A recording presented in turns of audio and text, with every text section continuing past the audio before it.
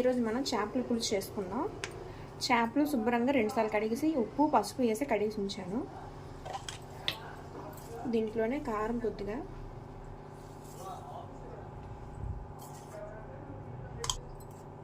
పసుపు,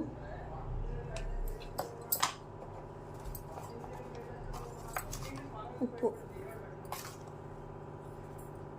ముక్కకి శుభ్రంగా కలిపి ఉంచి ఒక 10 నిమిషాలు పోయి పులుసు పెట్టుకున్నప్పుడు వేసుకుంటే బాగుంటుంది.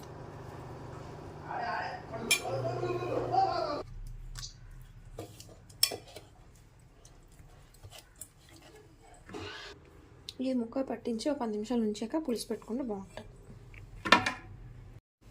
ఇప్పుడు మనం మట్టి కుండ పెట్టుకుందాం. మట్టి కళాయి,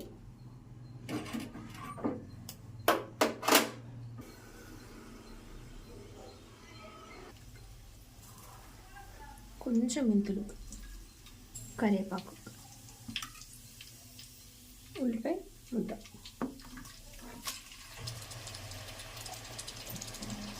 కొంచెం సాల్ట్ వేసుకుంటే బేగా ఇది మగ్గిపోతుంది.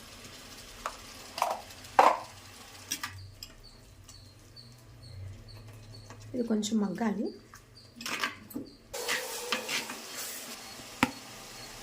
దీంట్లోనే అల్లం వెల్లుల్లి పేస్ట్ వేసుకుందాం. దీంట్లోనే పచ్చిమిరపకాయలు, కొందరు పడేస్తారు కానీ పులుసులో చేపల పులుసు అని పచ్చిమిరపకాయ టేస్ట్ ఉంటుంది. ఇప్పుడు అల్లం వెల్లుల్లి పేస్ట్ కూడా మగ్గుతుంది కాబట్టి టమాటా పేస్ట్ కూడా వేస్తాను.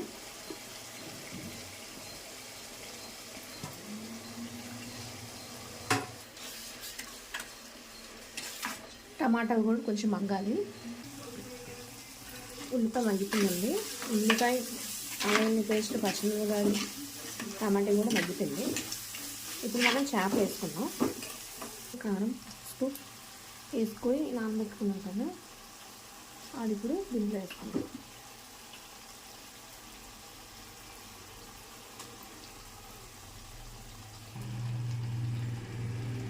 10 నిమిషాలు మూత పెట్టుకున్నాము. ఈలోపు చింతపండు పులుపు నానబెట్టించేస్తాం. మనం ఫస్ట్ ఉప్పు, కారం, పసుపు ఒక గిన్నెలో ఇచ్చేసుకున్నాం కదా, దాంట్లోనే చింతపండు పులుపు ఇచ్చేసుకున్నాను. ఇప్పుడు పులుపు వేసుకుందాం.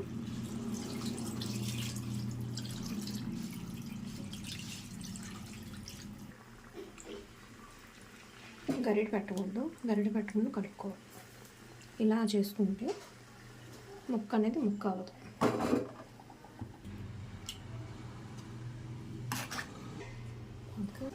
దీంట్లో కొంచెం గరం మసాలా పౌడర్, కొంచెం ధనియాల పౌడర్,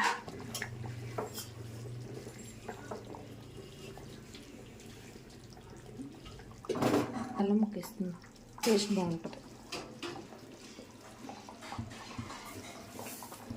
ఇప్పుడు కొంచెం కొత్తిమీర వేసుకొని దించుకోవడం. మనం ఆఫ్ చేసుకొని మూత పెట్టేసుకోవడం.